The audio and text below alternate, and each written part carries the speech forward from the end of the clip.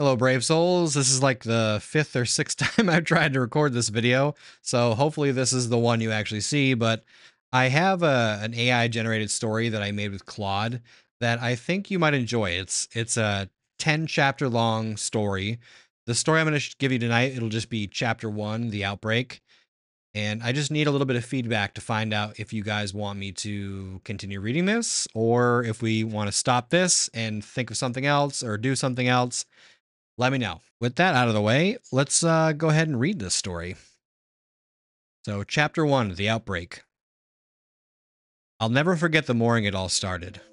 Just a normal, average day that spiraled into every person's worst nightmare before lunch. See, I'm an ER doctor at Riverdale General Hospital. My name is Mara Collins, and I've worked that dreaded graveyard shift more times than I can count. When you take the job, they warn you about the sleep deprivation, the drunks, the overdoses. Pretty standard stuff for an overnight emergency room gig in a small town like Riverdale. But let me tell you, nothing could have prepared me for that fateful day. It started off pretty routine, if you don't count the pseudo-sludge they try to pass off as coffee from the vending machine.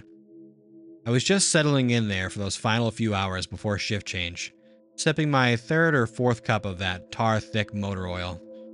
My buddy Javier, the charge nurse, was giving me crap as usual about being crazy enough to keep signing up for graveyard tours. Just some typical ribbing between colleagues, you know?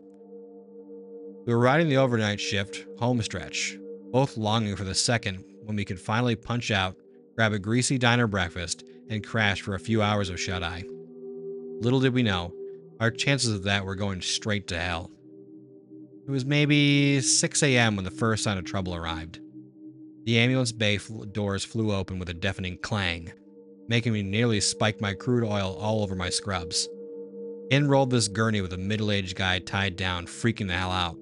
I'm talking straight level jackets of crazy, thrashing violently against the restraints, thick veins bulging in his bloodshot eyes, foaming at the mouth like a rabid pit bull. The poor paramedics were clearly at their wits' end trying to control this nutcase. Now, I've seen some crazy patients raised on the wrong side of the pharmaceutical factory, if you know what I mean. But this was a whole other realm of bizarre. This guy was burning up with an insane fever, heart racing like a racehorse. His eyes, those hazy, vacant eyes, still give me shivers just thinking about them. Like he was there physically, muscles twitching and tendons straining, but whatever was driving the hairy mammal upstairs had totally vacated the premises. I'll be honest, my first thought was your typical small town fare. Just another meth head or PCP patient having an episode. Get him isolated, sedated, maybe toss some alcohol pads in a biohazard bin while we're at it. You know the drill. Little did I realize this was the first cadence of a raging medical horror symphony about to crank up to ear-splitting volumes. Let's just say, by lunch, Riverdale General looked more like an extra crispy scene from one of those zombie apocalypse flicks.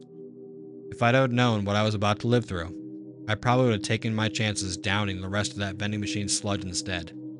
Some days, ignorance really is bliss.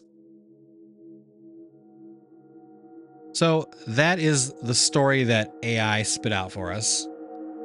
I think the rest of it could be pretty cool. There seems to be some cool like battle stuff. It seems to I had it stop at 10 chapters because I figured anything past that might be a little ridiculous. But like I said, let me know what you guys think. If you want to hear more, I'll read more. So let me know. As always, I really appreciate you listening and watching and however you're consuming this media. And as always, remember to face your fears.